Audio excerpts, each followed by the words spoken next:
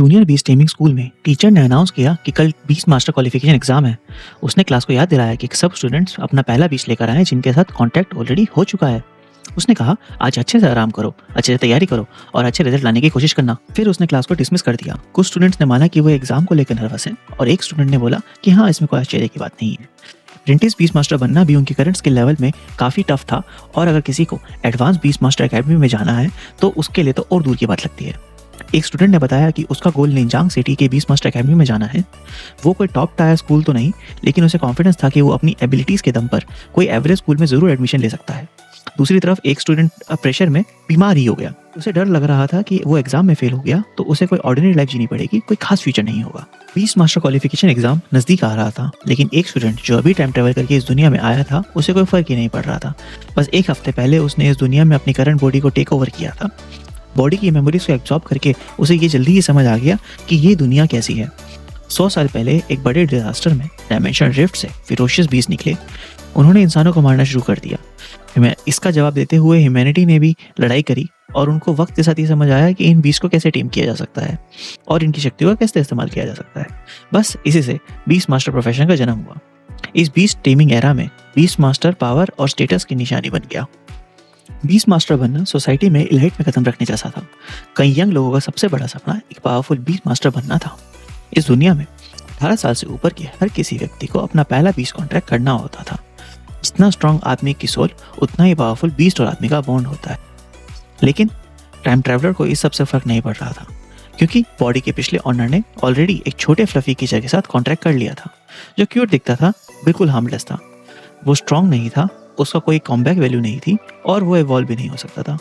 ये देखकर उसने सोचा कि वो एक नॉर्मल आम लाइफ जिएगा। उसने कंप्लेन की कि दूसरे टाइम ट्रैवलर्स हमेशा लकी रहते हैं, उनके पास कोई पावरफुल चीट जैसी एबिलिटी होती है या फिर इतने स्ट्रांग होते हैं कि वो पूरी दुनिया डिस्ट्रॉय कर सकते हैं। लेकिन उसके साथ ऐसा नहीं था। तभी एक आदमी उसके पास आया और उसने लिंडसे का नाम पुकारा। उसने मजाक उड़ाते हुए बोला, बीस मास्टर नहीं बन सकते तो क्या हुआ, एक रेगुलर ऑफिस वर्कर तो बन सकते हो। कम से कम वो जॉब सेफ है और कोई डेंजर नहीं है। एक और लड़के ने जोक मारते हुए कहा कि अगर कुछ काम ना हुआ तो अपने छोटे स्नोबॉल को लेके मॉल के बाहर आइसक्रीम बेच सकते हो। वो हंसते हुए बोला, ठंडी मिनरल वाटर बेचना भी कोई बुरा ऑप्शन नहीं है। इन बातों से हमारा एमसी इरिटेट हो रहा था। तभी अचानक एक सिस्टम नोटिफिकेशन पॉपअप हुआ। सिस्टम फाइनली रिचार्ज हो चुका था और अब वो सक्सेसफुली एक्टिवेट हो गया था। उसने सोचा, क्या ये अचीवमेंट सिस्टम है? Golden finger. आखिर मैं इसी पल का इंतजार तो कर रहा था। पता चला कि सिस्टम इससे पहले अपीयर नहीं हुआ क्योंकि वो रिचार्ज हो रहा था। वो बहुत खुश हुआ। उसने जल्दी ही अपने स्टेट्स चेक किए। उसका फिजिक 1 था, स्पिरिट 0.8 और स्पिरिट पावर 80/80 थी। उसका कोई लेवल नहीं था, उसकी कोई स्पिरिट टेक्निक नहीं थी और अभी तक कोई अचीवमेंट पॉइंट भी नहीं थे।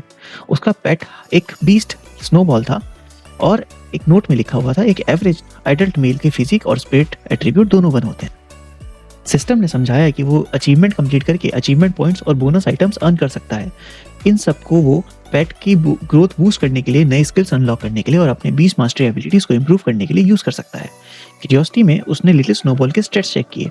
वो एक आइस टाइप बीस्ट था, करंट लेवल 1 स्टेज 1 पर, जिसकी ग्रोथ रेट 23.48% थी। उसकी कोई एक ही स्किल थी, कोल्ड एयर ब्रेथ। फाइटिंग करके या रिच एनर्जी आइटम्स कंज्यूम करके वो अपनी ग्रोथ को अपडेट कर सकता था। 100% ग्रोथ हिट करने पर एवोल्यूशन ट्रिगर होता। इवॉल्व होने के बाद उसकी स्ट्रेंथ बहुत बढ़ जाती। जी इस पर बहुत शौक था। उसे लगा स्नोबॉल बिल्कुल इवॉल्व नहीं हो सकता। फिर सिस्टम ने एवोल्यूशन ऑप्शन डिस्प्ले किए। पहला ऑप्शन था जायंट रूट। इस बात में मिली स्ट्रेंथ और फिजिकल पावर बूस्ट होती है, लेकिन आइस एबिलिटीज पर कंट्रोल कम हो जाता है। उसका अगला फॉर्म स्नो मोस्टर होता, जो एस स्ट्रेंथ तक इवॉल्व हो सकता था। दूसरा ऑप्शन था क्वीन रूट। ये बात आइस एलिमेंट स्किल्स और स्पेल कास्टिंग पावर्स को एनहेंस करता था, लेकिन मिली कैपेबिलिटीज कमजोर हो जाती। उसका अगला फॉर्म आइस स्पिरिट क्रिस्टल होता और वो किंग रैंक तक इवॉल्व हो सकता था। जी को विश्वास ही नहीं हो रहा था। उसे लगा स्नोबॉल का कोई एवोल्यूशन पोटेंशियल ही नहीं है, लेकिन ये एक हिडन एवोल्यूशन पाथ था, जिसका मतलब था अब आइसक्रीम नहीं बेचनी पड़ेगी। अब उसके पास एक असली बीस्ट मास्टर बनने का मौका था। उसे बहुत खुशी हो रही थी कि क्वीन राउट लेके वो किंग रैंक तक इवॉल्व कर सकता है, लेकिन स्नोबॉल को इवॉल्व करने के लिए 100% ग्रोथ रेट रीच करना पड़ेगा, जिसके लिए 20 low level ice element aces absorb करवाने पड़ेंगे और एक स्पिरिट जेड ऑप्टिंग करना पड़ेगा। बिना कोई देर किए जी ने अचीवमेंट पॉइंट यूज करके लिटिल स्नोबॉल को अपग्रेड करने की कोशिश की। सिस्टम ने उसे नोटिफाई किया कि वो अपना पहला पेट सक्सेसफुली कॉन्ट्रैक्ट कर चुका है, जिस अचीवमेंट के लिए उसे अचीवमेंट पॉइंट्स और स्पिरिट क्रिस्टल मिलेंगे।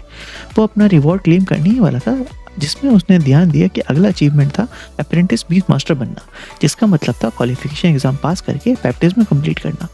ये पूरा करना पर उसे 200 अचीवमेंट पॉइंट्स और एक स्पिरिट क्रिस्टल मिलेगा। लास्ट लिस्ट अचीवमेंट थी एनरोलमेंट, किसी भी बीस्ट मास्टर एकेडमी में एडमिशन लेना। इससे उसे 300 अचीवमेंट पॉइंट्स, एक स्पिरिट क्रिस्टल और एक स्ट्रेंथ क्रिस्टल मिलता। उसने अवेलेबल रिवॉर्ड्स को क्लेम किया, फिर उन्हें यूज कर लिया। जी पेशेंटली ऑब्जर्व करने लगा, लिटिल स्नोबॉल चमकने लगा। वो सक्सेसफुली रैंक 1 स्टेज 2 में इवॉल्व हो गया, जिसका ग्रोथ रेट ऑफ 100% था। जी को इस बात से बहुत एक्साइटमेंट हुई कि ये सच में काम कर रहा है। सिस्टम ने बताया कि 77 अचीवमेंट पॉइंट यूज करके अब उसके पास 23 अचीवमेंट पॉइंट्स बचे हैं। लेकिन ये थोड़ा डिसअपॉइंटिंग था। एवोल्यूशन की डेज़लिंग लाइट बहुत देर तक नहीं टिकी। फिर भी उसे पता था कि ये तो शुरुआत है। अगर स्नोबॉल को इवॉल्व करना है तो उसे 20 आइस क्रिस्टल एसेंस और एक स्पिरिट जेट की ज़रूरत है। वो सस्ते नहीं। उसने प्लान बनाया, पहले पैसे कमाते हैं, फिर पेट शॉप से एवोल्यूशन मेटेरियल खरीदेंगे। लेकिन जाने से पहले वही ग्रुप के लड़के उसका मजाक उड़ाने लगे, पूछने लगे क्या वो आइसक्रीम बेचने जा रहा है। जी ने उनकी बातों को इग्नोर किया और लिटिल स्नोबॉल को कहा कि उनकी बकवास ना सुने। कल के बीस्ट मास्टर क्वालिफिकेशन एग्जाम के लिए वो अपने पेट पर पूरा भरोसा कर रहा था। उसमें से एक लड़का जो क्लियरली ऑफेंड हो चुका था, वो आगे बढ़ा। वो जैंग फैमिली से था, जोंग निंग सिटी की दूसरी सबसे पावरफुल फैमिली। जी को पता था कि वो अभी इस आदमी से लड़ नहीं सकता, तो उसने बस इतना कहा, कल के एग्जाम के दौरान पता चल जाएगा कि आखिर में कौन बेकार है। ये सुनकर जैंग फैमिली का लड़का जोर से हंस पड़ा, क्योंकि वो जी और उसके स्टफ्ड एनिमल जो इवॉल्व नहीं हो सकते उनको बेकार समझते थे। उन्होंने सलाह दी कि वो बीस्ट मास्टर एग्जाम में ना जाए, क्योंकि उसका पास होना इम्पॉसिबल है। इतने में जैंग हाओ नाम की लड़की बीच में आई और उनको याद दिलाया कि वो हद में रहें, हद से ज़्यादा आगे ना बढ़ें। लड़कों ने उसे जवाब दिया कि वो हद से ज़्यादा आगे नहीं बढ़े हैं। जी की तरफ से लड़ने की बजाय वो जैंग हाओ को सलाह दे रहे थे कि वो उनके साथ चले। जी ने कहा कि इसे छोड़ो, आर्ग्यू करने की कोई ज़रूरत नहीं है। उसे विश्वास था कि समय आने पर सब खुद ही समझ जाएंगे। उसने कहा कि मुझसे पेट शॉप जाना है, वो पहले घर चली जाए।